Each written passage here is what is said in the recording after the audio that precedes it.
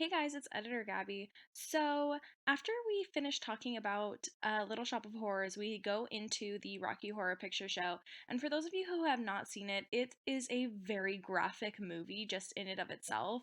So, the conversation does get a little bit raunchy and does talk about some graphic themes.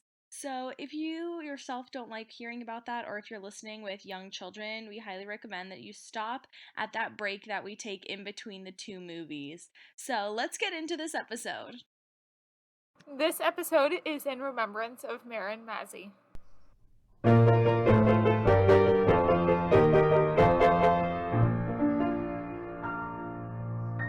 Hello, and welcome to this week's episode of Fan Fatales. I'm Emma.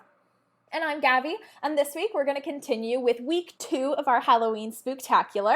We're going to be reviewing some spooky musicals and musical movies. That's right. Now, the spooky musicals and musical movies we are going to be discussing today are Jekyll and Hyde, Carrie, Beetlejuice, Little Shop of Horrors, and the Rocky Horror Picture Show. Yeah, and now we're going to be talking about some of our opinions on these musicals, so be warned, spoilers are ahead. So shall we get started? Absolutely. Let's start by showing our video audience what we've got going on today. I'm sure some of y'all already saw. I am wearing a Nightmare Before Christmas Greetings from Halloween Town tee, and Emma is very on theme today. With my Beetlejuice shirt. It's from last year's Hot Topic sale, whatever. I don't know words. And I have a very cute Beetlejuice mug that I got from Spirit Halloween. It's got a little sandworm as the handle, and it goes all the way around the bottom of the mug. It's got some green and black stripes, and it says Beetlejuice 3 times. Oh yeah, my shirt says that. Yep. And then I'm drinking some pumpkin spice tea with some pumpkin oat milk in it. Yes, and I have me some apple cinnamon tea. Just plain, no latte today. I didn't think apple and latte would go well together. Yeah, it probably would. So, let's get into spilling the tea about these musicals.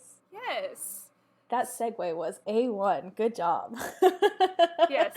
So the first musical we're going to be discussing is the Jekyll and Hyde prose shot that was filmed in 2001. Now, the synopsis of this musical is, it is a musical version of Robert Louis Stevenson's story about a doctor who conducts an experiment on himself that results in him bringing out the dark and murderous side of his inner self, Mr. Hyde. It was directed by Don Roy King, and the cast included David Hasselhoff as Dr. Henry Jekyll / Mr. Edward Hyde, Colleen Sexton as Lucy Harris, Andrea Rivet as Emma Carew, George Merritt as Mr. John Utterson, Barry Ingham as Sir Danvers Carew, Martin Van Truren as Lord Theodore Savage / the Spider, and Robert Jensen as Mr. Simon Stride. Yeah. So we have some fun facts about this one. We have fun facts about all of them. But this one I think is really interesting, actually. And it's that Jekyll is right-handed while Hyde is left-handed. Which, yeah, I don't know how I feel about that left-handed representation there as a left-handed person myself. But, yeah. I think that's kind of interesting. I do, too. Yeah. There's also a German sentence spoken by the lady who's, like, running the, what's it called? The red... Yeah, the red no. The Red Rat, that's what it is. Yeah, the Red Rat. The lady who runs the Red Rat, she's a German lady. And I'm going to butcher this. I'm so sorry. Oh, I was going to as well, which is why I'm very glad that you're trying it. Nope, not going to try it.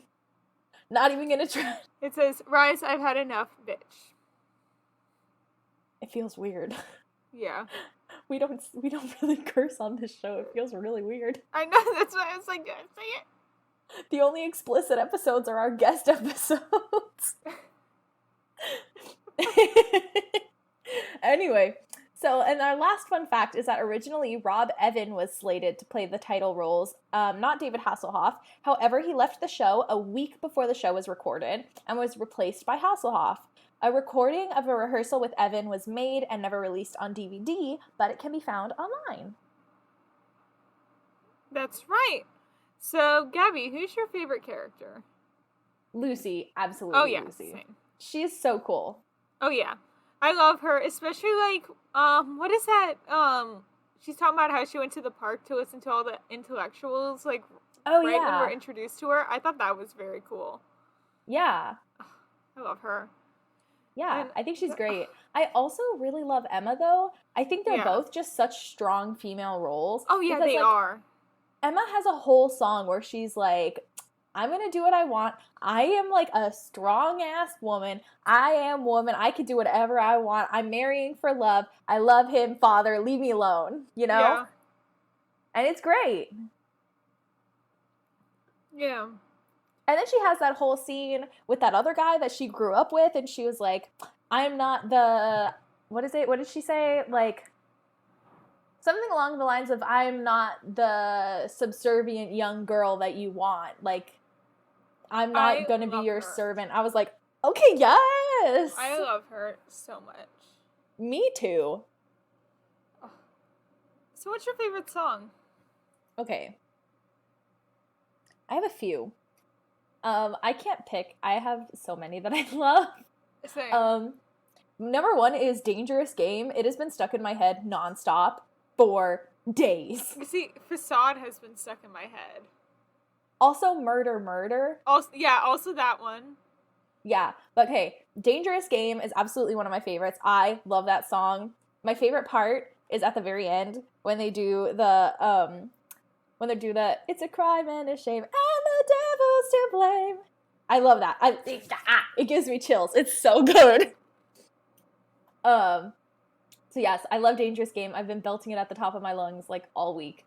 I also love A New Life because I feel like it's such a hopeful song for Lucy, and I feel like all her other songs are very like Sad. there's no future and there's like very in the moment. Like all of them are very like either in the past or like what she longs for but she knows she'll never get. And like A New Life, like she actually is like having the opportunity, like Jekyll is giving her the opportunity for a new life and paying for her to leave and have this new life on her own. And I think it's such a hopeful and like pretty song. And it's such a juxtaposition from like her other songs. Yeah. And the last one I have is In His Eyes because that one is just perfection. One of the few like female duets in classical theater. I mean classical, but like, you know. Yeah. In His Eyes is also on my favorite song list, but also The Confrontation. Confrontation is also fantastic. Also Alive. Also The whole show. the whole show is fantastic. Except for I don't like Pursue the Truth. I think that song has no purpose. No. I'm also Pursue not the a Truth huge has no fan purpose. of Good and Evil, honestly.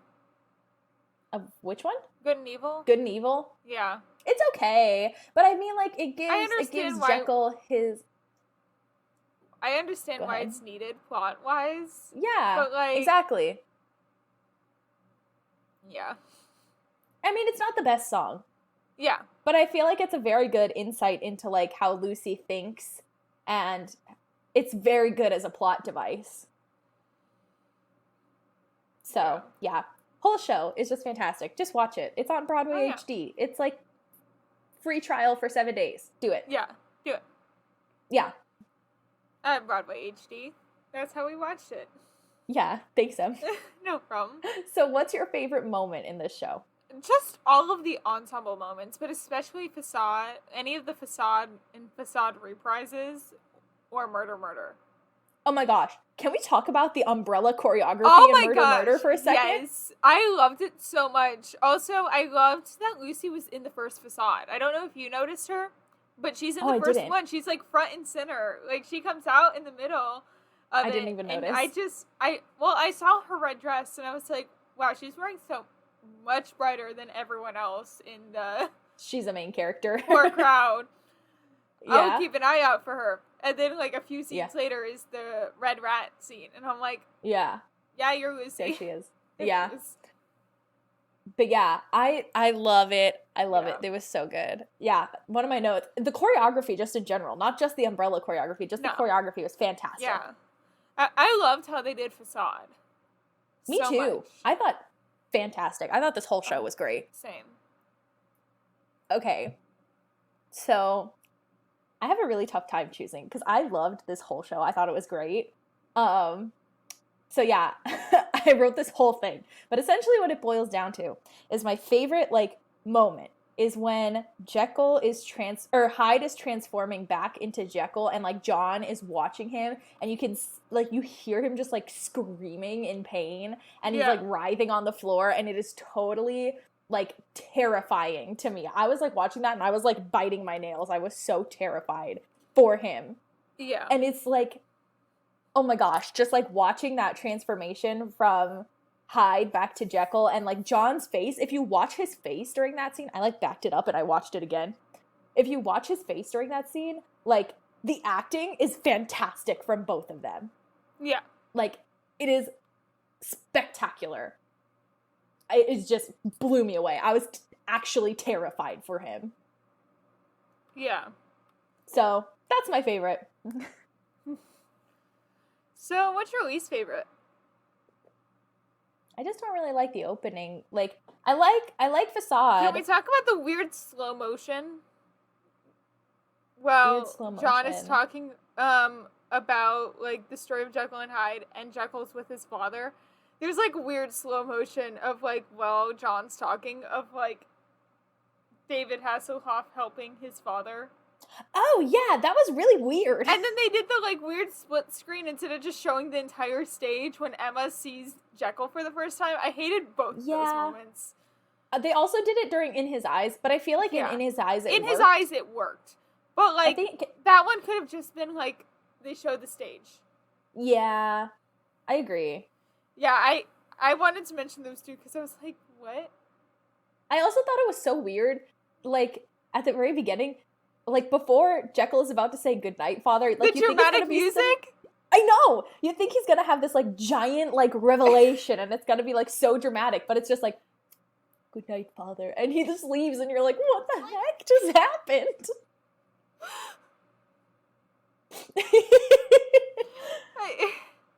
Yeah. Yeah, that's definitely like a very like what did I just watch like moment. Yeah.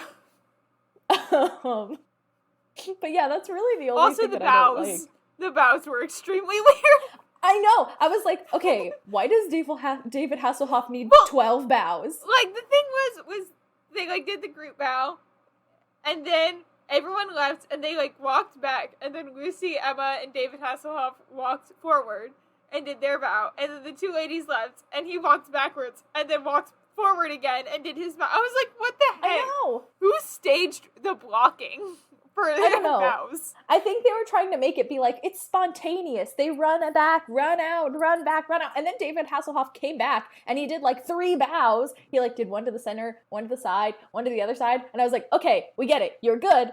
Not that good. Yeah. You weren't 5 bows worthy. Yeah, he really wasn't 5 bows worthy. I mean, I thought he was great. I had no idea he could sing.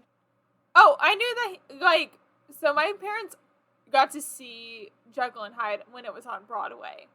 Mm-hmm. So they, like, love this show. So I grew up listening to this soundtrack in particular.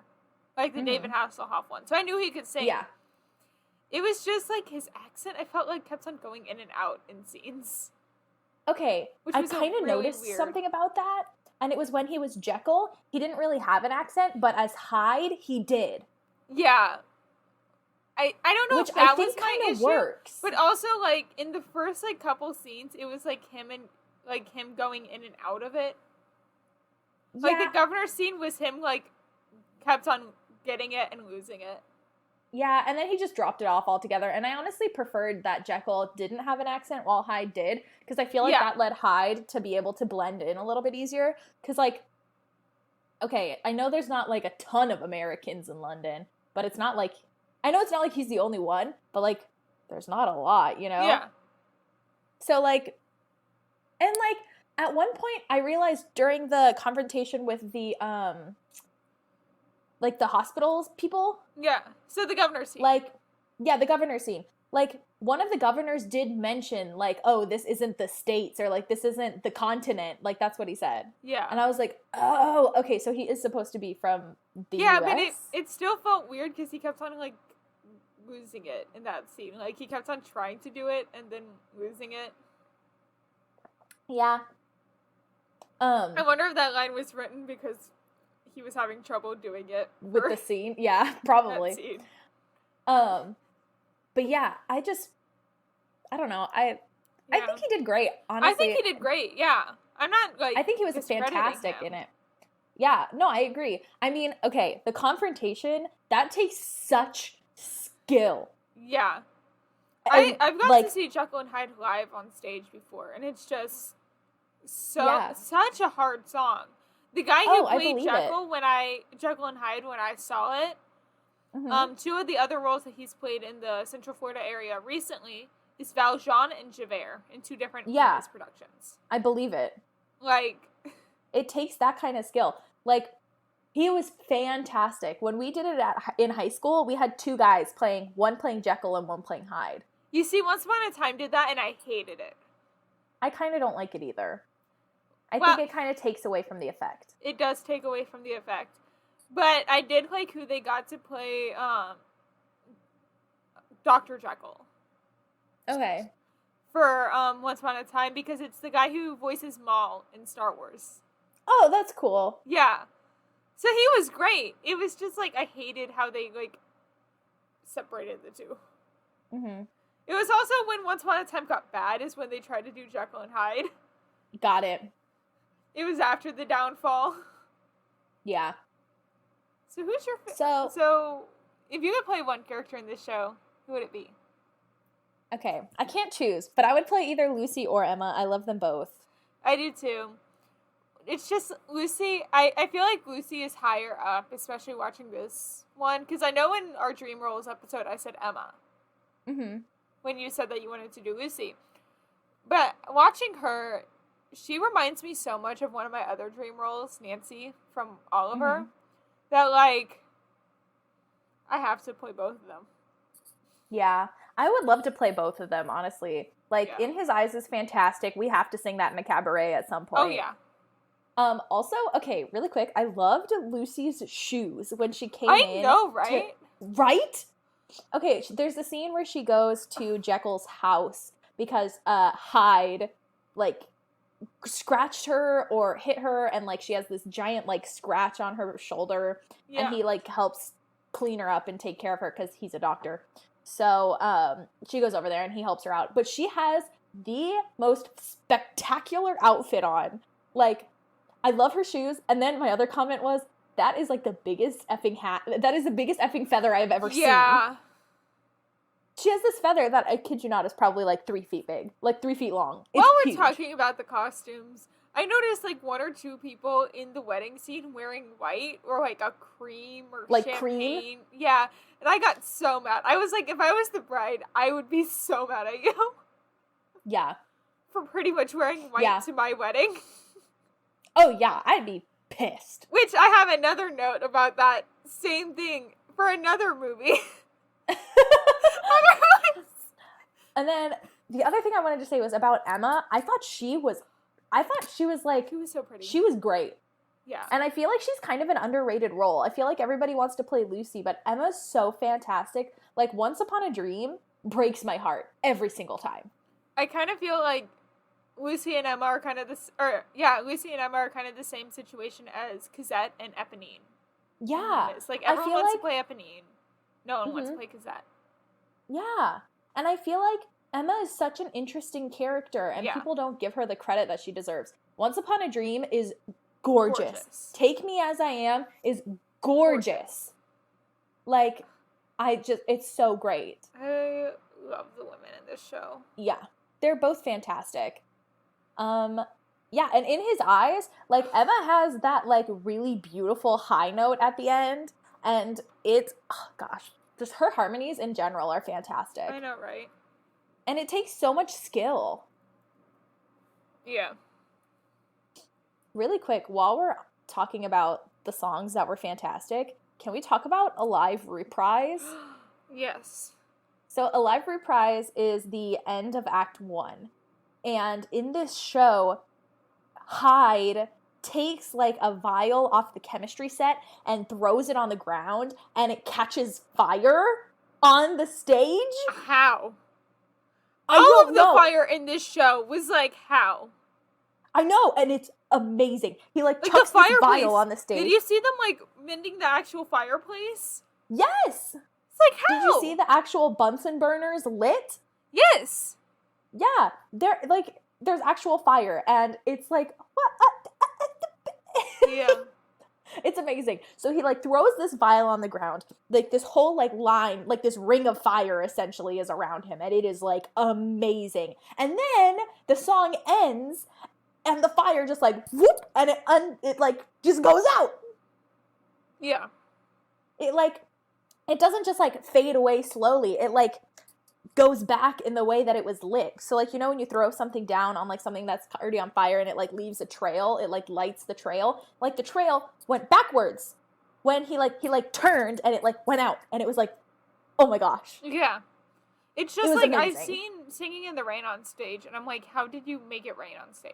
Exactly. It's the same thing. How? I need help. Explain, please.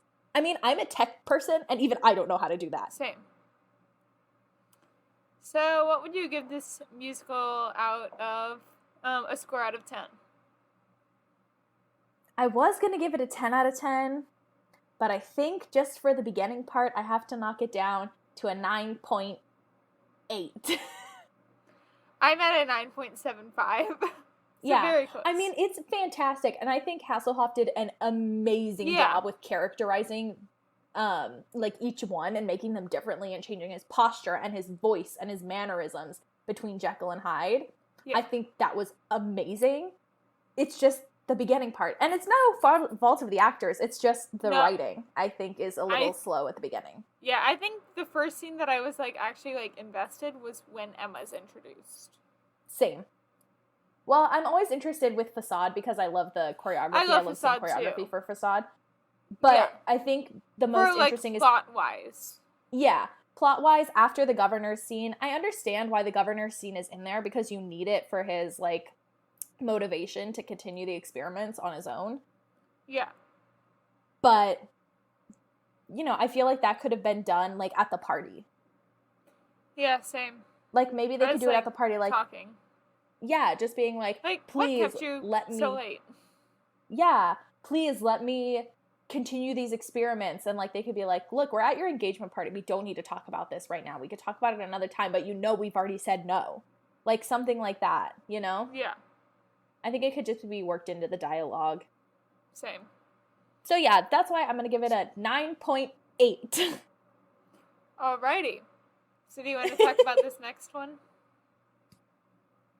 Yes, I love this next one. I know you do. So this next one, I was in this one like 2 years ago, before the world exploded. Carrie was adapted from Stephen King's 1974 novel, Carrie, and it focuses on an awkward teenage girl with telekinetic powers whose lonely life is dominated by an oppressive religious fanatic mother. When she's humiliated by her classmates at the high school prom, she unleashes chaos on everyone and everything in her path. It was off-Broadway in 2012, and it was directed by Stafford Arima. The cast includes Christy Altimore as Sue Snell, Molly Ranson as Carrie White, Marin Mazzie as Margaret White, Jenna DeWall as Chris Harkinson, Derek Klena as Tommy Ross, Ben Thompson as Billy Nolan, and Carmen Cusack as Miss Gardner. Yes. Yeah. So, fun facts about this show is that the 2012 Carrie was actually an adapted and, like, rewritten version of a production of Carrie that was written in 1988, and we'll get into that production a little more. It played 16 previews and 5 performances. It opened May 12th of 1988 and closed on the 15th of that same year of May. So it literally was open, like, 3 days. Yeah. That's crazy. There are certain songs that were maintained, but they were updated to fit the more modern pop rock style. And those are In, Carrie, Open Your Heart, and Eve Was Weak, Evening Prayers, Unsuspecting Hearts, Do Me a Favor, I Remember How Those Boys Could Dance, When There's No One, and The Destruction. And like I said, most were changed to fit the new rights of the show.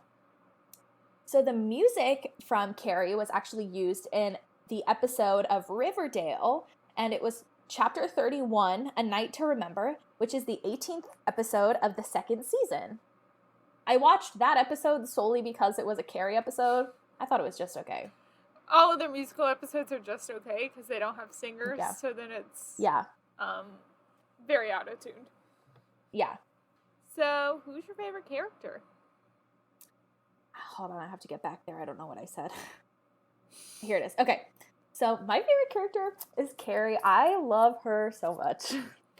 I love Carrie. But Sue Snell, I just love her, especially Christy Altomore playing Sue Snell. Yeah. I just love Christy Altomore as like a performer. She's great. For those of you who don't know, she and Derek Klena actually went on a few years later to play Anastasia and Dimitri in Anastasia. Yeah. So which I think is very cute. Yeah, they have great on-stage chemistry together. Oh, they totally do. I love them. I love them both. Yeah. But I totally agree. I just feel like Carrie is such like an underdog character, and I love her, yeah. But I love how strong she becomes. Like, I mean, yeah, Same. she murders people, but like still. So what's your favorite song? You good? Yeah, I took a sip of my drink when you said that, and I tried swallowing it down fast. So, my favorite song is Carrie or You Shine. I just love You Shine. You Shine is very cute. Definitely not one of my favorites. Definitely skippable for me. No, the next song, or my least favorite moment is the most skipped song on the soundtrack. Oh, yeah. I was reading your favorite one, and I was like, No. No. Okay, yeah. Same. I think You Shine, Once You See, and Dreamer in Disguise are all skippable. I could see that. I don't know. I I listen to You Shine sometimes. It just depends on the mood I'm in. Oh, My favorite, though? Do Me a Favor. Do Me a Favor is also really good. My favorite, though, is I Remember How Those Boys Could Dance.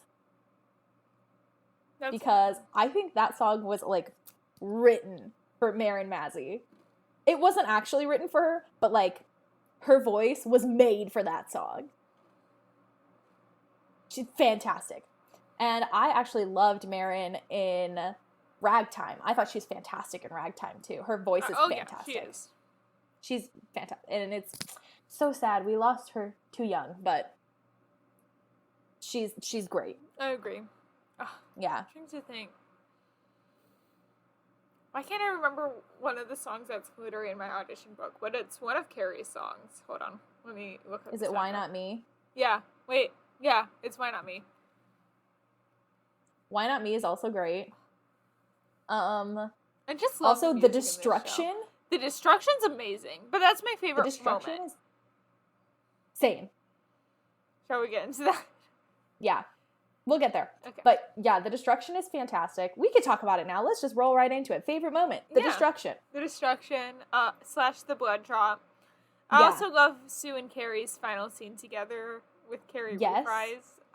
I also love when Carrie stands up to Margaret at the very end of How Those Boys Could Dance, when she does the, I'll get them, and she does the telekinesis to the windows, and she does where she tells her she's not afraid of her. Yeah. Yeah, I love that. I also actually really love the scene at the very end, or spoiler alert, Margaret kills Carrie. I actually really love that scene. This one YouTuber I really like, she, her name is Catherine Steele. I don't know if you've heard of her. But she did Carrie actually right around when the Riverdale episode came out, and she played Margaret, and she always tells this story because she's really close with her Carrie. Her Carrie is actually Julia Lester from High School Musical, the series. She plays Ashlyn, is the character's name. I know you don't know, but for audience. But she talks about how in the recorded episode, or like the recorded version of the show, when she takes out the knife, you can hear someone go, "Carrie, no!" Aww. That's really sad. And, like, audibly gasp. Yeah. That happened to us every single night. There was at least one person who would audibly gasp. Probably one night it was my mother. Seen it. Really? Yeah. One night it was my mother, and I could hear her. I knew it was her. Because for us, our director didn't want the kids, once they were murdered at the prom, she didn't want us to, like, stand up and walk away. So we were on stage for, like, 15 minutes after we died. Oh, gosh. We were on stage from the destruction all the way until the finale. Yeah. So we were just lying there. And so we were on stage during the murder at the end. And it just, like, I was laying there and I heard my mom go, and I knew it was her. Absolutely knew it was her. I love that. Yeah, and I just started chuckling and I had to, like, bite my lip so I didn't start laughing on stage. Yeah, especially since you're dead. Especially since I'm supposed to be dead, yeah. So, what's your least favorite moment? We already kind of touched on it. Yeah. The Dreamer in Disguise. Dreamer in Disguise. It's my most skipped song in the soundtrack. Same. I think it has no purpose. It doesn't. It really has no purpose. Like, okay, Carrie falls for this guy because she sees that there's more to him than it's kind of like read it and weep. Yeah. It's exactly like that. It's just like, I don't really care. Yeah. You know? Like, that could have easily been done. Like, in the skateboard scene. Like, he kind of does that when he's like, guys, leave her alone. In the skateboard scene, I think that would have been sufficient. I agree. I think Dreamer in Disguise is a skip song. And I love Derek Kona's voice. Same. I do too. Oh, really quick, I forgot to mention earlier, when we were talking about the destruction. Yeah. I didn't like that they actually didn't drop blood. I didn't either. I don't like that it's a light. And the reasoning for it, I, like, went into the history of Carrie because it was, like, one of Broadway's biggest flops. The original in the 88. But basically the theory behind it is, like, they want to put you in her mind state. They want to put you in her frame of mind, not necessarily the physicalness or physicality of what's happening. So you're basically supposed to be, like, in her thoughts and her feelings. And that's why they did it with a light rather than the blood. But I think the blood is much more effective if it's done right. Because in the production with Keaton Whitaker, they did do a real blood drop as well as a light, but in that production, she didn't hit her mark in time, or the bucket just didn't have enough blood. So when they drop the blood, it's just like a dribble on her forehead, and it's, like, not really on her. Yeah. You need a blood that's liquidy enough to get all over her, you know? Yeah. Or enough of it to get all over her. Because it was just on her forehead, and it's, like, lame. Yeah. I did like that after the destruction, it seemed like they took Molly backstage and they put her in, like, a kiddie pool, and they would, like, pour blood all over her so she really would be covered in blood completely, which I really appreciate. But I don't know, I just don't think it has the full effect. If they wanted to still get that amount of blood or that volume of blood, I think they could have done the same thing with the light and the blood drop for, like, the face, at least. And then she could go backstage and get everything put all over her, you know? So, yeah. That's my little bit about the blood drop. We did real blood, and it was pretty watery. We used this blood that's EMT training blood. Interesting. So, yeah, it's used when EMTs are training on, like, how to put IVs in people. Yeah. and like how to close up wounds and stuff. So Interesting. we used that because it's washable. It washes out with soap. That's cool. Yeah. And fun fact, I wore my actual prom dress in that show. Really? Mm-hmm. Who would you play from this show if you had to? If you had to pick a character? My dream role of Sue Snell. Mm-hmm. I mean, I would probably play my dream role of Carrie, so fair. I mean, and I definitely do want to play Margaret as an adult. Like, once I'm like a parent. Yeah. I would love to play Margaret. Catherine always talks about how young she was to play Margaret and how she doesn't think it was right for her. I mean, I could probably play it in my 30s or 40s, like early 40s, but by then I already want kids. She's not 30 yet. Oh gosh, okay. Yeah. I think like 30, like mid-30s, early 40s is okay. I think she was like 6 or 7 years older than her Carrie, or is, rather. Oh gosh. Yeah. That's a little mooch. That's a little not enough, you know? Yeah. I think our Margaret was like in her 50s and our Carrie was like 25 or 26. That's a good age. Yeah. So I just want to run through this super brief history. It's a page. It's 2 pages. But I'm going to like speed through it, rapid fire. So the original Carrie opened in the Virginia Theater on Broadway in 1988. It was deemed one of Broadway's biggest flops up till then. The next one would be Spider-Man Turn Off the Dark. So the original Carrie was mostly driven by dialogue rather than the songs, and Michael Gore, Lawrence D. Cohen, and Dean Pitchford all worked together to write the original 88 musical. Gore was the Oscar-winning composer for the movie musical Fame. Cohen was the director and writer of Carrie the film, and Pitchford was brought on as a lyricist, and he also wrote Footloose. Wow. He wrote Footloose after Carrie, though, or at the same time as Carrie. But still, wow. Yeah, super awesome guys. They did fantastic work, so you know that the show is going to be good, right? So they could not get a director to direct this, and eventually they decided on Terry Hands as the director because they thought his creative vision fit with their creative vision. They were very wrong. So the Royal Shakespeare Company was one of the only producing houses to fund the development of Carrie. So, yeah, and RSC, which is the Royal Shakespeare Company, they were really worried about Carrie because they had such a fantastic success with Les Mis. They were really worried that Carrie was not gonna like meet up to that same thing. So they wanted Carrie to be like their next Les Mis, essentially. That's very high standards. Yeah. So the creative team were not on the same page at all. The writing team, when they arrived at Stratford-upon-Avon after leaving Hands with the show, and they had told him before they left, think Grease, as in Grease the musical. Hands thought they meant Greece the location. Yeah, he thought they meant like ancient Greece. Oh. So they got there and they watched this show and they thought Hands had completely just like slaughtered their show. These kids were in like togas and their gym outfits. They looked like they were wearing diapers and it was like spandex, and the creative team, they really wanted the set to be very like symbolic. Like in the movie, the sewing machine is really symbolic in the movie, and there's all of this like there's all these crosses and there's all these paintings of like Jesus and the disciples, and there's all of these like beautiful, gorgeous works of art, but it's all of course like Christian, very, very, very like everywhere, right?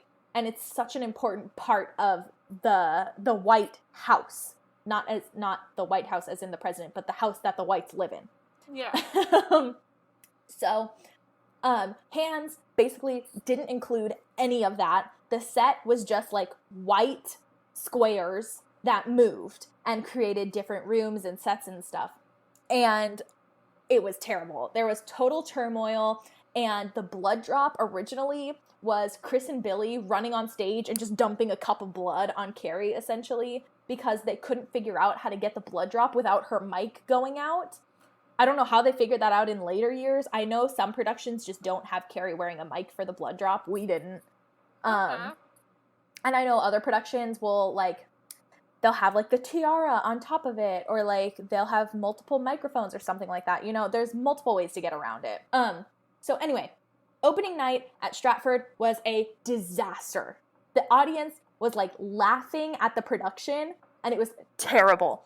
At the time, Barbara Cook was playing Margaret, and during a set change, she was delayed by just a little bit, and she was just a smidgen late to the set change, and as she was coming on, one of the, like, moving white boxes that helps to create all the different rooms almost decapitated her while she was setting for evening prayers. Yeah, like this close. And she was like, that's it, I quit, I'm done, I don't want to do this anymore. They convinced her to stay for the Stratford run, but she quit before the show arrived off Broadway. On Broadway. Yeah, this one did go to Broadway. So, okay, they tried to fix the show at Broadway. It didn't really work. They just kind of left it as it is. Opening previews on Broadway, and the audience met the show with, like, a chorus of boos. It was terrible. Everybody was booing it. It was awful. And by then, Betty Buckley had taken over the role of Margaret, and she played the gym teacher in the movie. Oh. Yeah, so she had taken over the role of Margaret, and Lindsay Hatley had played Carrie, both at Stratford and now on Broadway. And they both walked to the front of the stage. Oh, and they had this giant set piece that was, like, this staircase that was supposed to be, like, symbolic of, like, going to heaven and hell, because at the time, a bunch of shows had, like, giant set pieces that were, like, the focal point of the show. So, like, Les Mis has the barricade, Phantom of the Opera has the chandelier, and Cats had the tire. Yeah, and I'm even thinking about Wicked with the dragon clock. Yeah, and that wasn't even at that same time. That was, like, way later. It's still a thing now. So they were like, we're going to have this giant staircase, and it's going to be symbolic of heaven and hell, and at the end, Carrie's going to die and fall down these stairs into hell. And it's like, yeah. So they get up, they walk down the stairs, they do their bows, half the audience is cheering for them because the actors were actually good, it's just the book and the script and the direction that was terrible. Yeah. So it was pretty split. So then, after a few shows, before the Sunday matinee, Frederick Kurtz called the entire company together, and he was one of the producers of the show, and he said that they were running the show, quote, critics be damned, that night. And he got on a plane, and he left, and he was never heard from again. Just disappeared. Nobody ever heard from him again. Later, it was found out, like that Monday, they found out that he screwed over all the other producers. He cleared out all of the accounts. He only left the bonds for the actors' pay. Yeah. So the remaining producers tried really hard to find the money to keep the show running, but there was nothing there. There was nothing to be found. So the show had to be closed. The cast album was never recorded, so there is literally no record of these songs or what they were unless you find some sort of old production videos from the 80s, which are very hard to come by. Yeah. So Carrie closed on May 15th, 1988 after 16 previews and 5 performances. So then in 2008, Stafford Arima wanted to revisit and revise the production looking through a contemporary lens. So Arima strived to show Carrie's internal experience by using projection and lighting. That's why they didn't do the actual blood drop. Interesting. So Pitchford, Cohen, and Gore decided to make the rights purchasable after the show they had envisioned and worked on for so long and had worked so hard on was finally what they were wanting it to be. Like, Arima was the missing piece that they needed to finish the show to be what they really wanted it to be.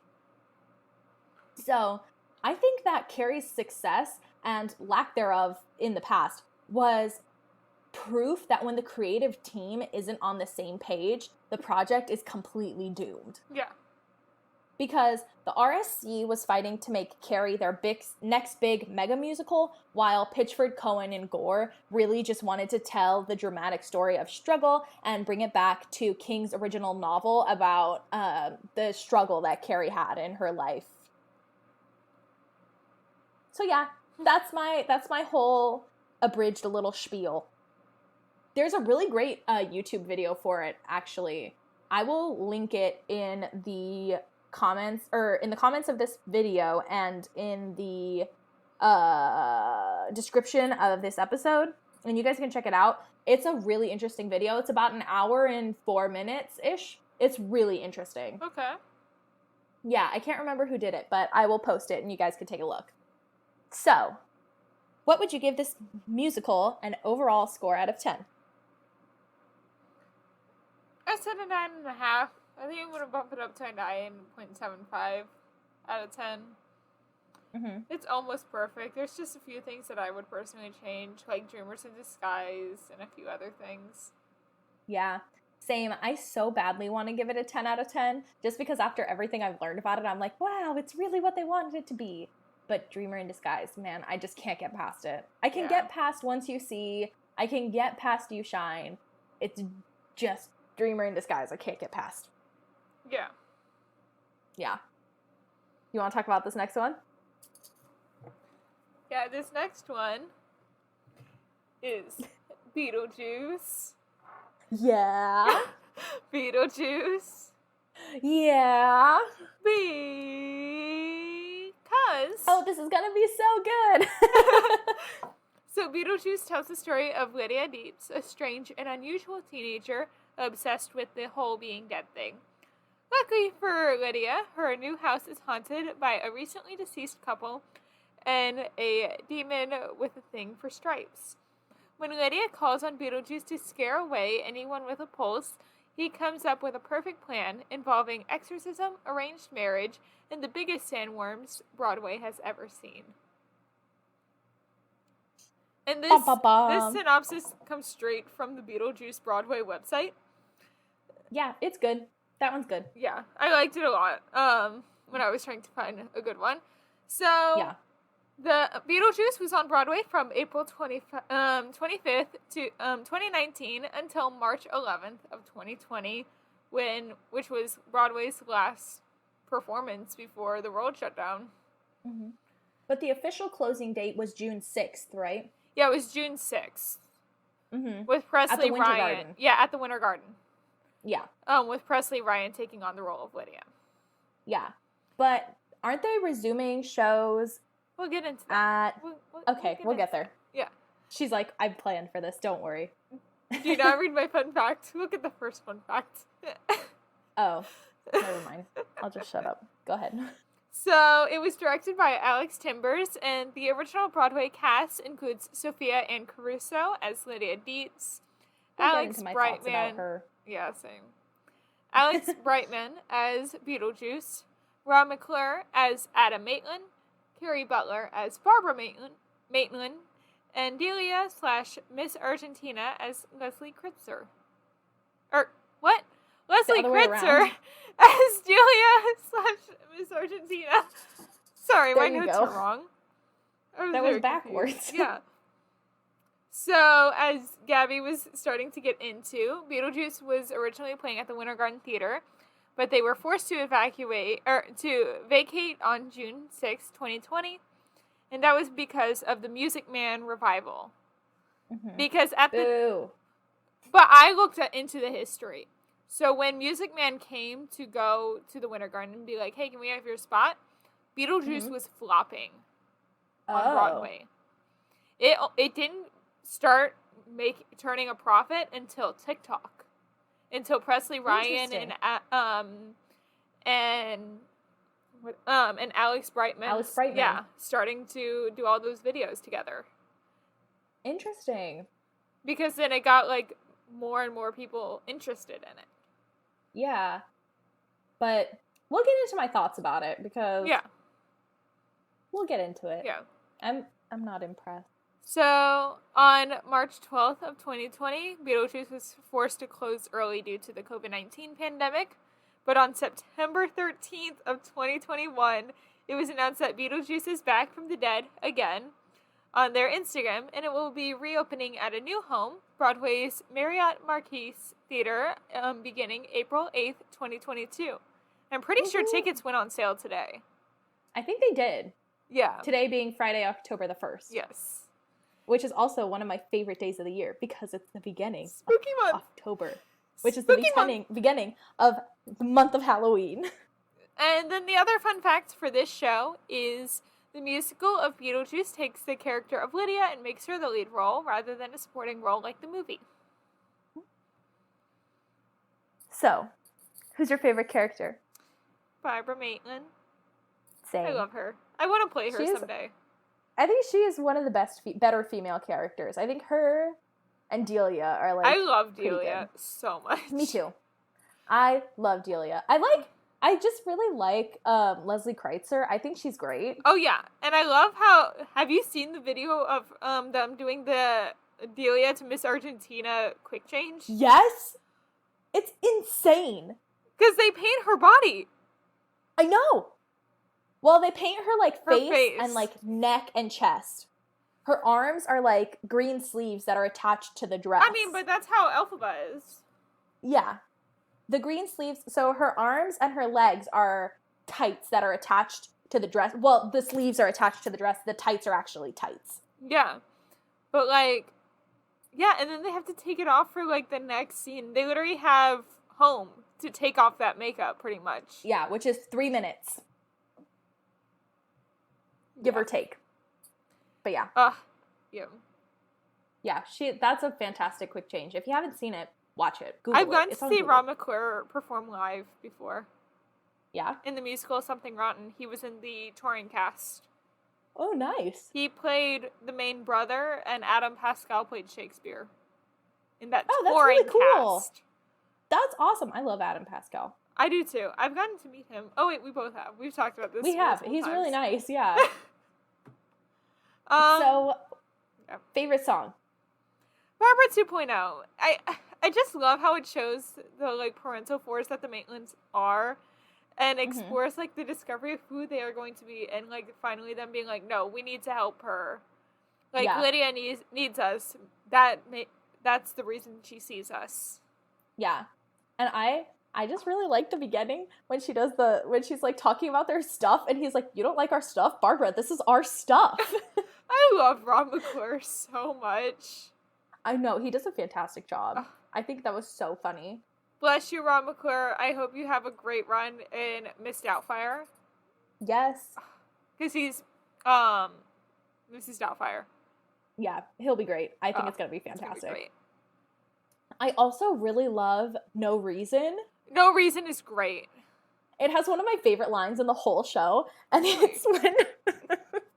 And it's when Delia goes, Crystal, speak to me. And Lydia goes, what are they saying? And Delia goes, buy more crystals. I love that line so much. I'm trying to think what other songs I really love. That one's fantastic. I also love What I Know. That's a good one. That one's great. I plan on using that sound when I record Dead Heather Chandler for Halloween. Yes. I'm excited. I think that's so cute. Yeah. I just love the soundtrack. I love Beautiful Sound. Not my favorite, but I do Okay. think the soundtrack is significantly stronger than the book. Yes. Also, can we think the talk book- about how this did not win Best Sets at the Tonys the year it came out? Yeah, the sets are really impressive. Yeah, like they literally took Tim Burton. Like I've watched like a whole documentary about the sets. They literally took inspiration from every single one of Tim Burton's work, because he was the original director. Yeah, of the movie. Yeah. Yeah. Yeah, I think the sets were really great. I really loved the Beetlejuice-ified set, like when they took the house and like I know. did the Beetlejuice layover. I loved that. Yeah. I'm trying to see I who also won really like Best the Sets attic. year. Yeah, the attic's cool. And also So the door. cute. The door is awesome. Yeah. You would never have known there's a door there. No. No. Yeah, that's really cool. I So what's your favorite yes. moment? What did I say? So, in the beginning, when we get Beetlejuice, and, like, it's right after Barbara and Adam have died, and the the handbook to the recently deceased pops up. And he does this stupid little puppet show with it, like, are there any kids in the audience? Where do books go to die? And then throws And it in chucks it in the fire. Yes. And then it gets back, and Lydia discovers it in the tote bag he gives her after Beautiful Sound. And he's like, you want to see a puppet trick? Yeah. I also love the, like, moment between Lydia and her father in Home. When they start talking about, like, oh yeah, we'll talk about your mother more. Yeah, that was my favorite part. That was the only part that I actually had feelings about these characters. Yeah. That was the only part I actually was like, wow, I actually care about this character now. And that's, like, almost at the very end of the show. That's, like, 15 minutes till the end. I have seen a bootleg with Presley Ryan, and I just love her as Lydia so much. I care about her from the moment we see her in that one. Maybe it's just I don't like Sophia Ann Caruso playing her. That's it, because I don't like her. I don't like her playing her at all. Also, can we talk about how Juno sounds like Roz from Monsters, Inc.? Right? I think that's so funny. And then when they reveal that she's his mom, I cracked up laughing. I was like, that is the funniest thing I've seen all day. I love that. Also, Barbara, what's the scariest thing you can think of? The Trader Joe's parking lot! Accurate. Yeah. Actually, I think for me it'd be Whole Foods. Whole Foods scares me more than Trader Joe's. I've almost gotten hit in the Trader Joe's parking lot every time I've been in it. Oh gosh, please be careful. Yeah. But yeah, I think the reason I have an issue with Sophia is, like, her voice. I feel like when she can't hit the note, she just, like, growls through it. Yeah. And it sounds painful. It does. Like, when she hits some of those high notes during Home, she, like, shrieks them. They're, like, squeaked, and they hurt. They sound painful. You know? Yeah. And I don't know. I just... Watching her as somebody who understands, like, vocal quality and, like, what singing poorly feels like. Yeah. It, like, hurt me to hear her sing because I know that that was hurting her. Yeah. You know? She says it doesn't, but no way it doesn't. No way. Also, the Girl Scout, hurt. The girl who plays the Girl Scout, Dana, she's also an understudy for Lydia. Yeah, and she was great. I thought she was adorable. Yeah, can we talk about how she's, like, in her 30s still playing, like, a child? A child? I think that's hilarious. She's great. Her. That's gonna be me. Yeah, same. That's gonna be me. I'm baby face. Look at us. Yeah, we have baby face. We're in our 20s look like and I'm we have 12. baby face. Same. But, yeah. I think the understudies actually had, like, better vocal quality than Sophia did. Same. That's just my thought. Same. So what's your favorite moment?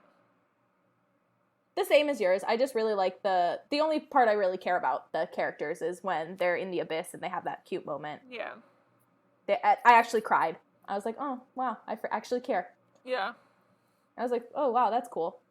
But I actually also loved when they came out of the abyss and Lydia's introducing her dad to Beetlejuice and he goes, Mr. Juice. And then I love Adam standing up to him and being like, Mr. Juice, like, I have had feelings for you, or whatever he says. Yes! And then Barbara does a say. Yeah. I just think it's funny when they call him Mr. Juice. Yeah, same. I thought that's what got me. Yeah. He's great. Yeah. I love Alex Brightman as a performer.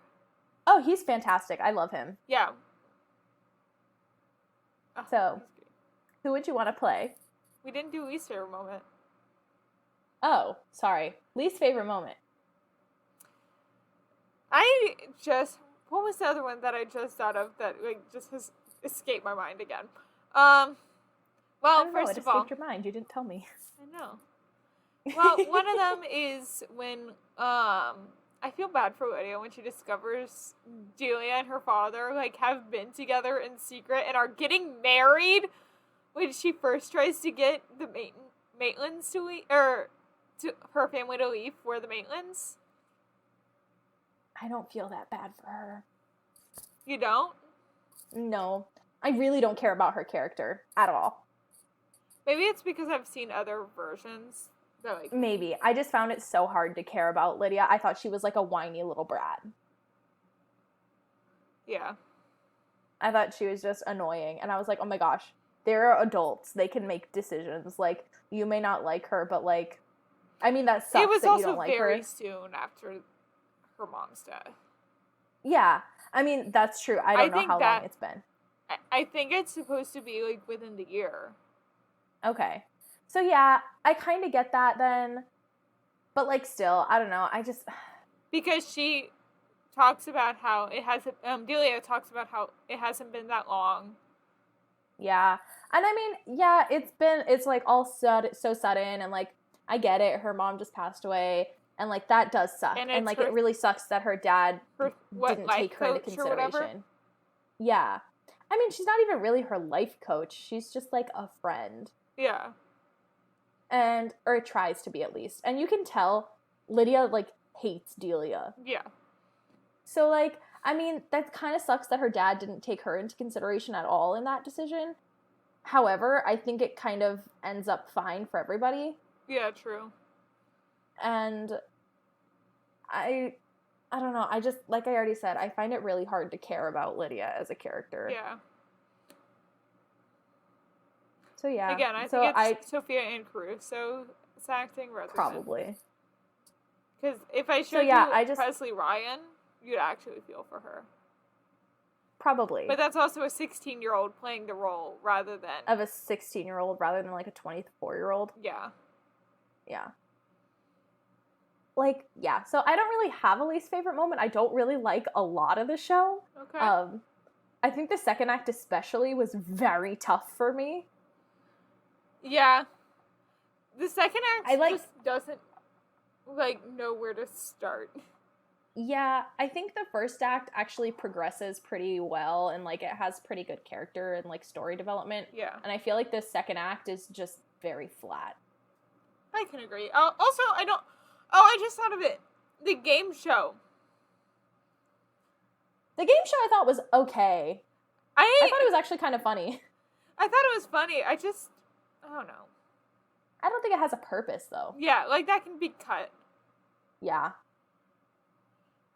So, yeah. I mean, that's kind of it. I just don't really like it that much. I remember hearing from, like, an interview that, who played Barbara? Carrie Butler did.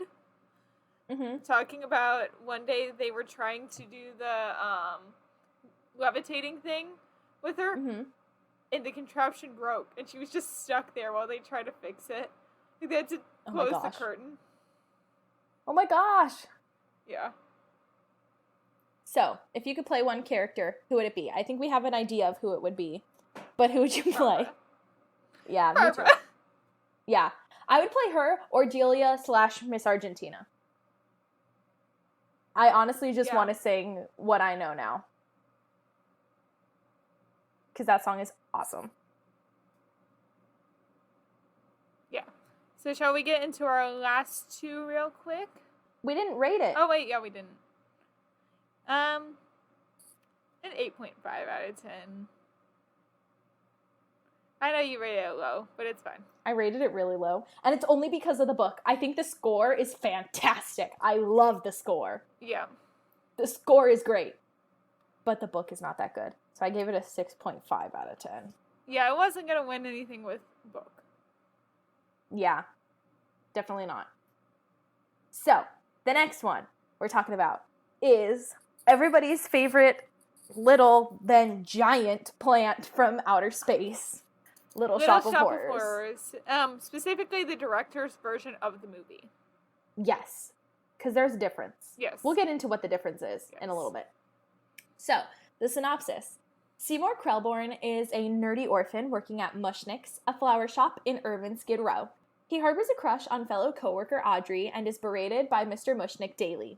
One day, Seymour is seeking a new mysterious plant, and he finds a mysterious, unidentified plant which he calls Audrey 2. The plant seems to have a craving for blood, and soon begins to sing for his supper. Soon enough, Seymour feeds Audrey's sadistic dentist boyfriend to the plant, and later Mushnick for witnessing the death of Audrey's ex. Will Audrey 2 take over the world, or will Seymour and Audrey defeat it? So the film came out in 1986, and it was directed by Frank Oz, notably the voice of Miss Piggy and Yoda. Yes, Yoda. Yeah.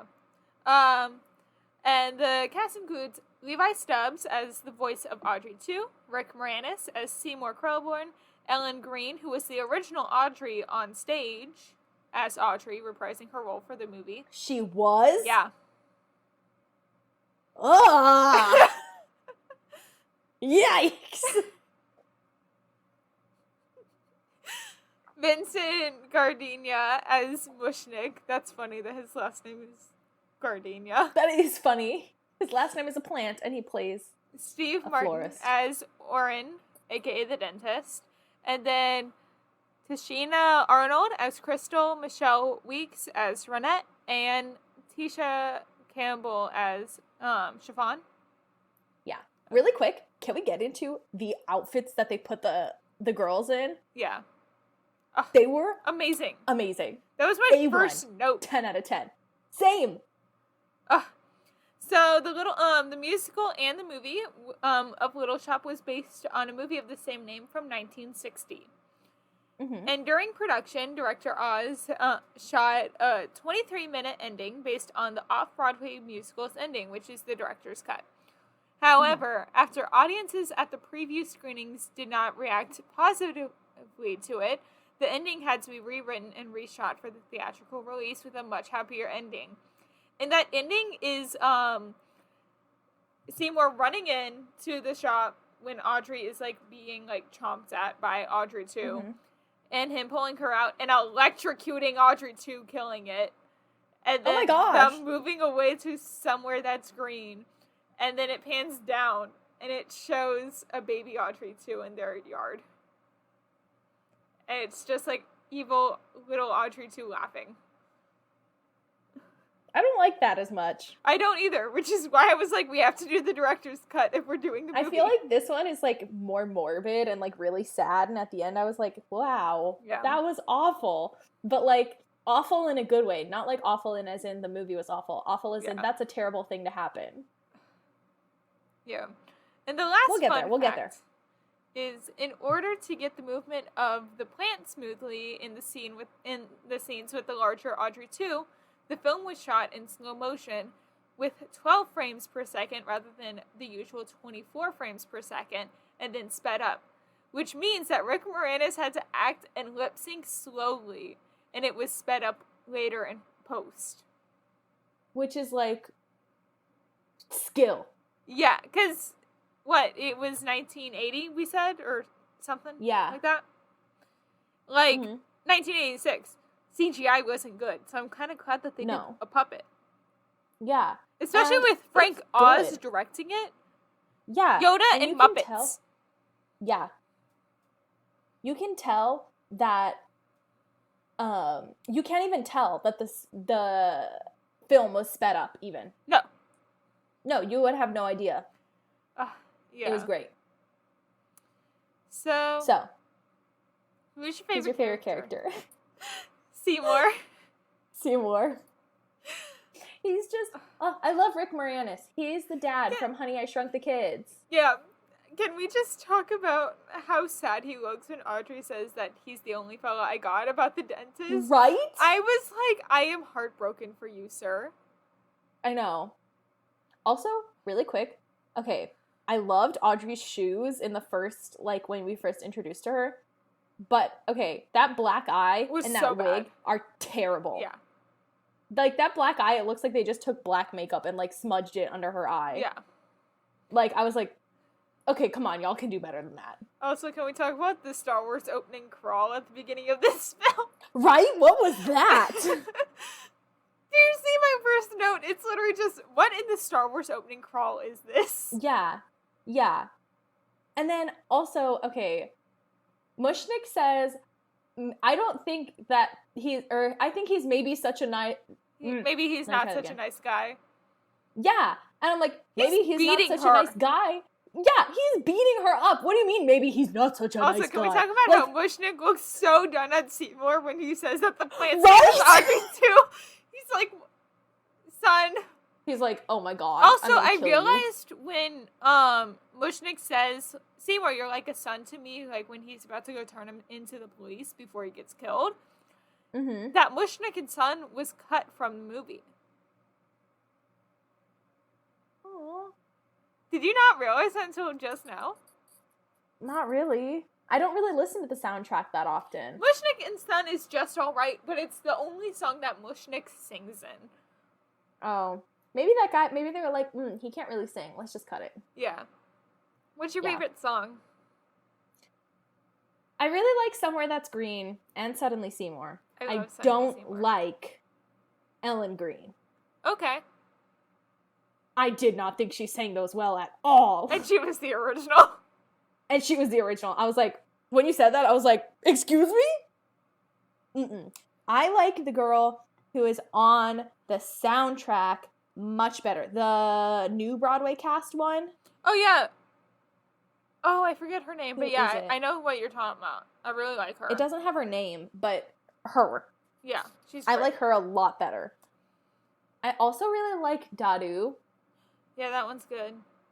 I just love, and this is kind of getting into my favorite moment, Skid Row. The opening number. It's just amazing. Yeah. Yeah. I love the alarm goes off at 7 a.m. And then, who is it, Crystal? Yeah, Crystal. Crystal goes, sing it, child. And I'm like, oh my gosh, girl, you're literally young enough to be her granddaughter. What are you talking about? Yeah. Well, usually in the stage show, it's one of the three of them that sings that opening. Yeah. Yeah. But I just thought it was funny in the show, in the movie, that they decided to make that a choice. What about the finale? How'd you like Don't Feed the Plants? And all its campy gore. I loved it. I love camp. You'll see. Rocky Horror Picture Show is one of my faves, and that movie is all camp. Yeah. Yeah, that movie's 100% camp. Yeah. Just like Beetlejuice, but Beetlejuice is bad camp. She's like, I have nothing to say. I don't think that Beetlejuice, the movie, is bad camp. I think Beetlejuice, the movie, is just, like, perfect, the amount of camp. I think the musical I think they just don't do it right. I don't think they lean into it the right way. Like, they're leaning into it, but not all the way. Yeah. It's like 1 foot in, 1 foot out. You either have to do it or don't, you know? True. I feel like they're kind of like, well, we want to make this appeal to a broader audience, but also we want to keep the original spirit of the film. It's like, no, you got to choose one or the other. Yeah. Also, I kind of like how they do Mushnik's death better in the stage show than they do in the movie. Okay, I haven't seen the stage show in probably 10 years. What do they do in it? So, it's the same, like, hey, I'm like, can you go to the police station with me and clear up that it wasn't you? Mm-hmm. And then, they're like, oh, we need to lock up the money in the safe. And Seymour's like, oh, I forgot the safe password, it's in the plant. And Mushnik, in all his greedy glory, goes down in the plant to go try to find the money. Oh my gosh, that's ridiculous. It's more campy and I love it. Rather than it is just very like campy. Him like walking backwards into the plant. Yeah. But I kind of like that it wasn't like him diving into it. I kind of like that it was the plant just being like, true. Also, how did that door open by itself when like Seymour's carrying dead Audrey? I have no idea. Like, yeah. What's your least favorite moment? Angels. I don't know. My least favorite part is anything with the dentist, really. I hate his song. Except for Bill Murray. Yeah, that's the best part of the whole movie. When Bill Murray is just like, hey, and he's like weirdly into all the dentist stuff. Okay, but so I figured it out. Because I was like, hey, Alex, why is Bill Murray in this movie? Okay. And Alex is our resident expert. No, he and I like researched it. And I think it's Oh. because it was really early in Bill Murray's career. Like, Ghostbusters had come out 2 years before this movie was released. Uh-huh. So he's still, like, and he and Rick Moranis were in Ghostbusters together. Uh-huh. And this was probably shot either just before or just after Ghostbusters. Probably before. Yeah. Because of all the special effects. So I have a feeling that Rick Moranis was just like, hey, we need someone. Can you come in? Hey, Bill, will you come in and do this scene? I thought he was fantastic. Yes. I loved him as that weirdo guy. Yeah.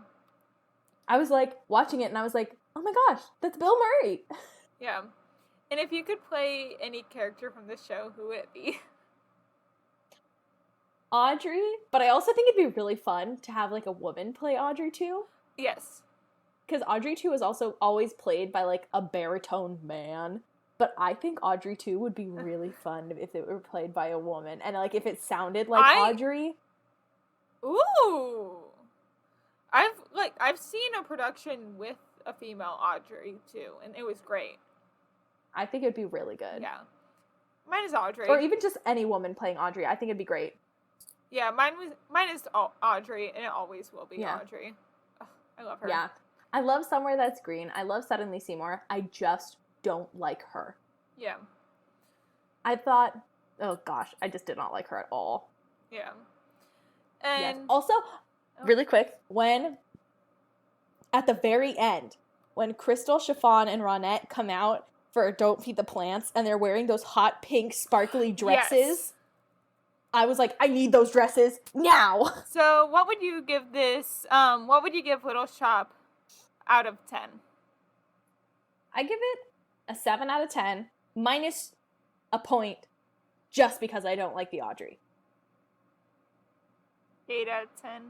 I grew up with this. I grew up with this movie. My cousin Bennett recently played Seymour. Yeah. And like he and I grew up. And Jeremy Jordan's about to play him. Also, what's his face from George Salazar from Be More Chill? He played Audrey. He played Seymour, and that production was just amazing. They had a trans woman of color play Audrey. Yeah, I think. I really love this show, and I think there could be a lot of great stuff done with it. This is just not my favorite version. Yeah. So, we're going to take a little break, and we will see you guys at the end of this episode. Yes. Bye.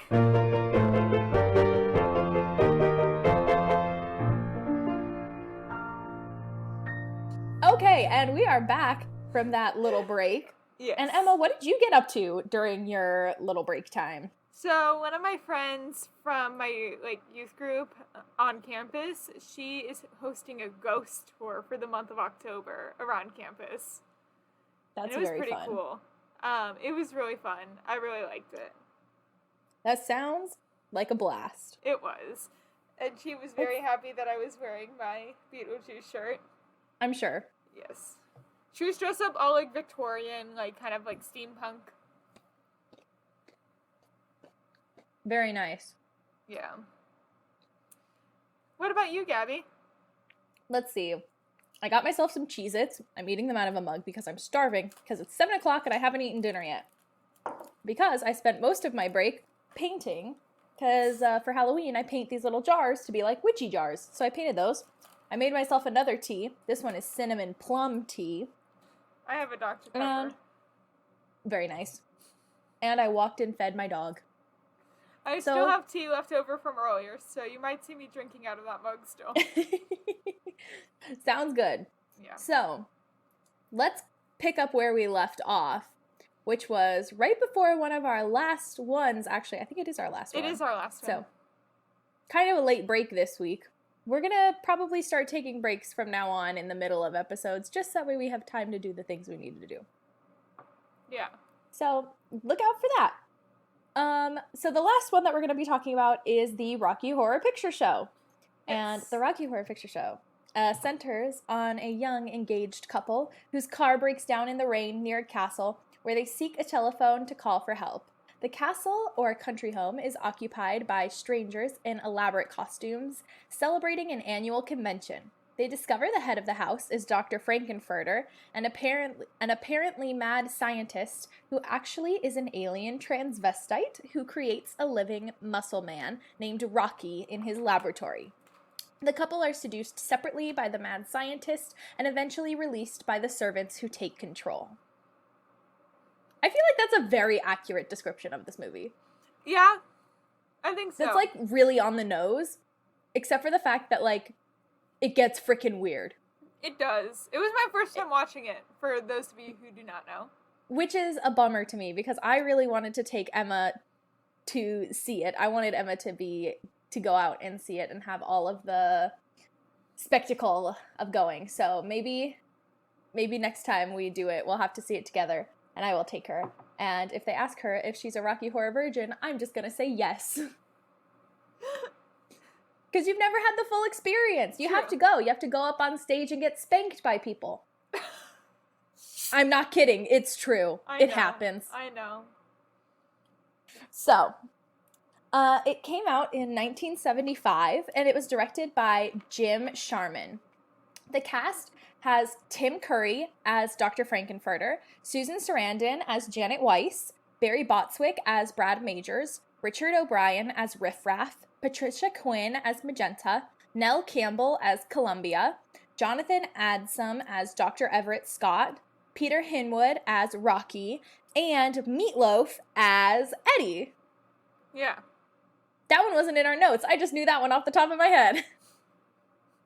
I didn't know how far to go down because I'd never seen it when I wrote these notes. That's okay. And somehow I was the one to write these notes. Yeah, I should have been doing it. I'll do all the next ones. Yeah, except for Halloween. Yeah. So, some fun facts. Filming took place from October through December in Bray, near Windsor, England. Barry Botswick claims he was always wet during filming because the castle had a leak. There was one quote-unquote warm room with space heaters where cast members took turns warming up until the room caught on fire. Yeah. Yeah. So, they were like, ooh, we're gonna warm up. And then there were too many space heaters and the room just like, poof, into flames. Yeah. Pretty much. And the other fun fact is that Dr. Everett Scott crashes through the wall for his entrance into the laboratory because the set builders forgot to put an extra door in the lab set. And then later in the film, you also see Janet entering the laboratory through that hole, and a few other characters come in through that same hole in the wall. Which, honestly, I kind of like it better. Yeah, same. I kind of like it better than a door. So, Emma, even though you did not get the full experience, because when you watch this movie, every time anybody says Janet or Brad's full name, when they say Janet's full name, you yell slut, and when they say Brad's full name, you say asshole. Okay. It's very fun. It's very fun. I will take you one day, and I will give you like a printout of all of the call-outs. My campus always does it. Okay. In October. So you have to go. Yeah, my friend Kristen, who's never seen it, even just watching it, and I are gonna go together. Okay, good. I'm gonna send you a list of all the good call-outs to do. Well, they give you a little pamphlet of all the call-outs. Okay, good. Yeah. Good. Smart. I like them. Yeah. There are some fun ones though that aren't usually mentioned. And it's like a whole costume thing. Yes, it usually is. So the Rocky Horror Picture Show has become a huge cultural phenomenon because of the obscure nature of this film. Yeah. Just because it's so weird. And a little bit of a history about the show is that Richard O'Brien actually wrote the Rocky Horror Show, which was originally the stage show first. Yeah. And he wrote it to keep himself busy on winter evenings as an out-of-work actor in London.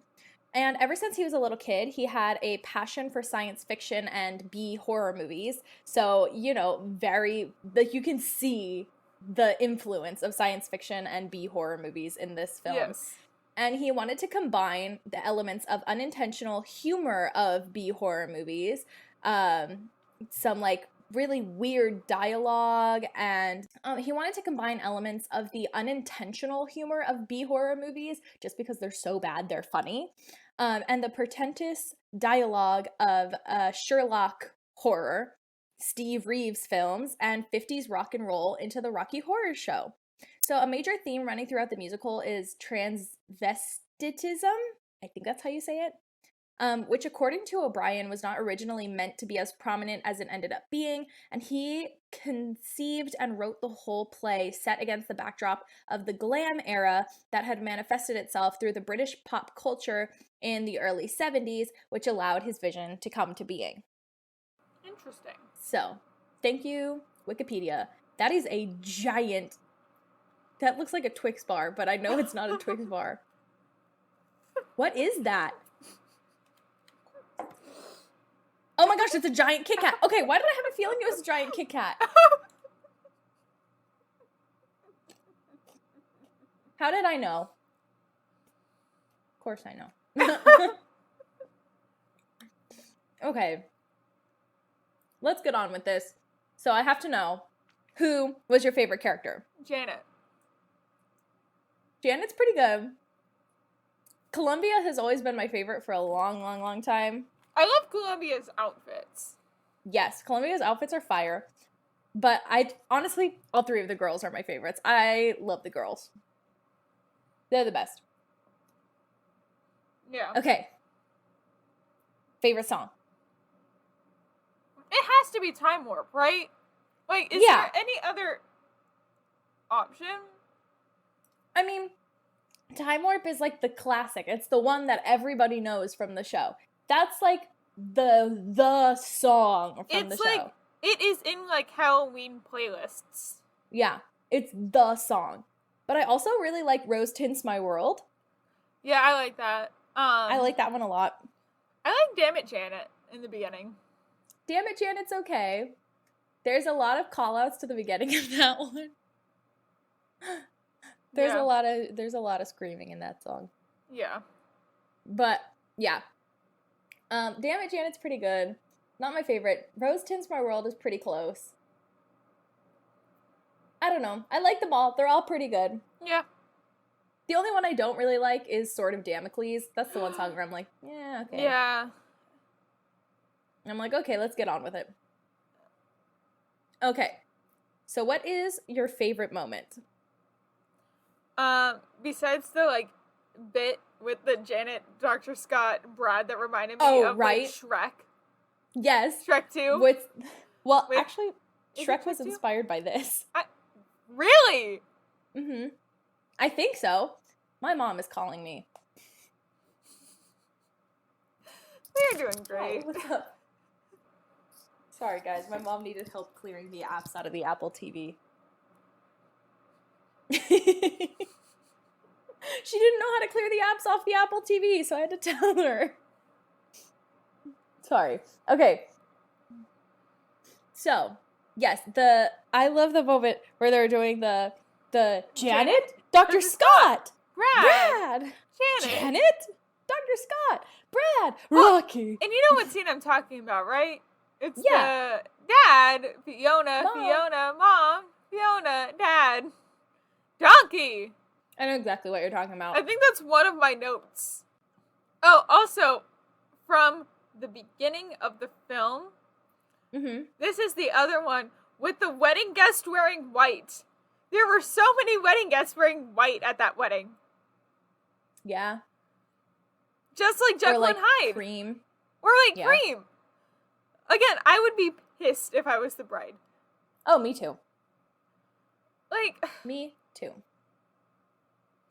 Also, the two people at the door looked like the American Gothic picture, the, like, farmer and his wife with the pitchfork.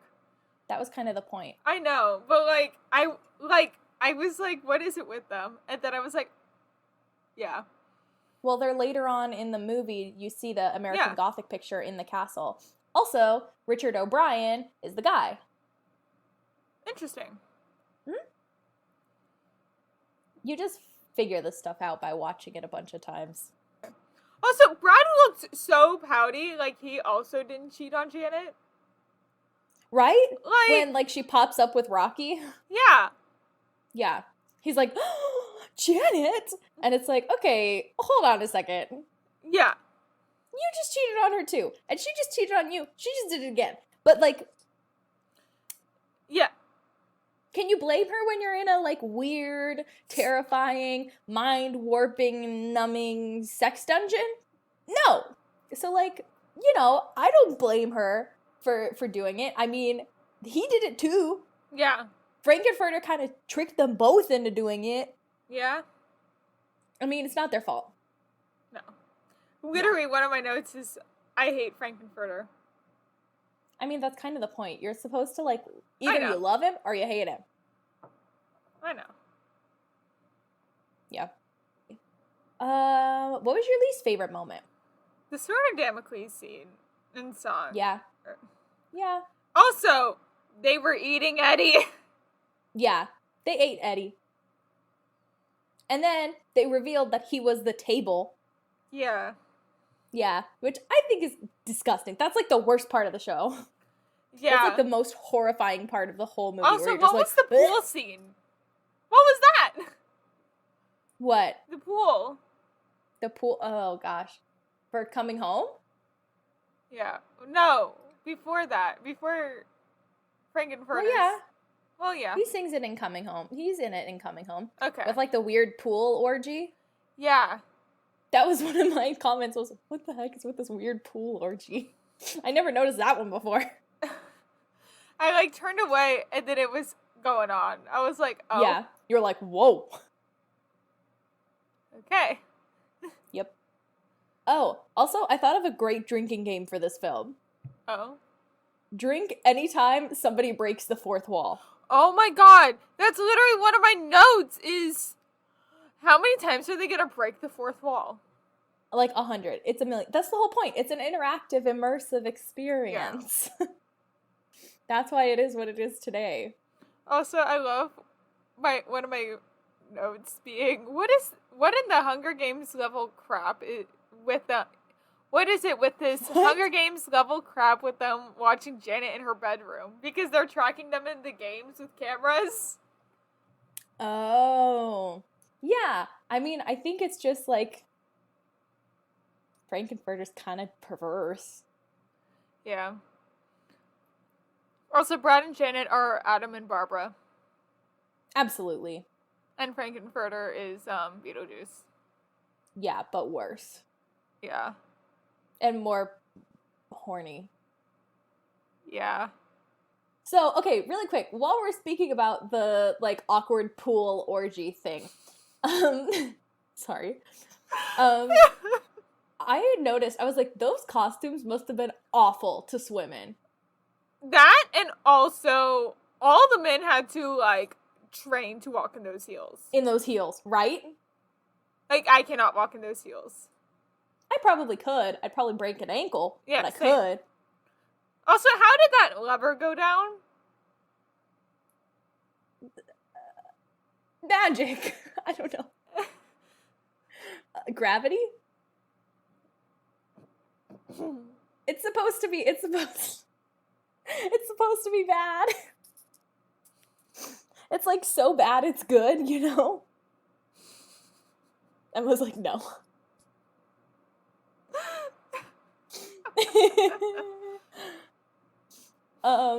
Let's see. Oh, okay. What about those really shitty laser SFX? Oh my gosh, yeah. Also the lips at the beginning. Oh, that's like iconic. Yeah. There's like other shows that have like done that, like as an homage. Like cartoons have done that as like an homage. The to Muppets this show. have even done that. Funny. Yeah. Yeah. Also, there is a live version of the Rocky Horror Picture Show starring Laverne Cox as Frankenfurter, Victoria Justice as Janet, Ryan McCartan as Brad, Ooh, Emily Ashford. Yeah, I love him too. You don't like him? I love him. Oh, okay. I thought you said you don't like him. I was like, what? Annalee Ashford as Columbia, Reeve Carney as Frankenfurter, or not Frankenfurter, as Riff Raff.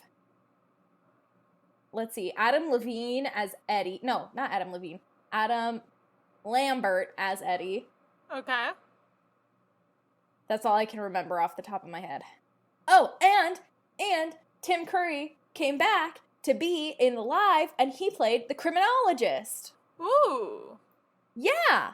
I think the costume department did an actually really good job with this film. Yeah. I really love all of the costumes. I love Columbia's Mickey ears. I'm surprised you didn't bring that one up. I know. Right? And I also really love the that masks. pink... Yes! That's what I said. I said Columbia and Magenta making masks fashionable since 1975. Oh, okay. When they first figure out that they're eating Eddie, why does Janet run to Rocky? Thank you. And not her And fiance. not Brad. Yeah. I'm sure that was just like the nail in the coffin. Yeah, like, no way that those two are actually working out together. No way. Yeah, no. Yeah, absolutely not. So, okay, who would you want to play? Janet. Yeah, you're a Janet. You would. Not in a bad way. Not in a bad way. Yeah, you're a Janet. Sorry. Sorry, that came out like it was bad. No, not in a bad way. It's not a bad thing. I was Janet the last time my dad and I went to go see the live show together, like forever ago. Yeah. I would honestly love to play any of the girls. Not too long ago, I auditioned for Magenta as a fill-in actor because their Magenta had to leave halfway through a run, and they needed somebody to fill in. And so I said, "Yeah, sure, I'd love to audition."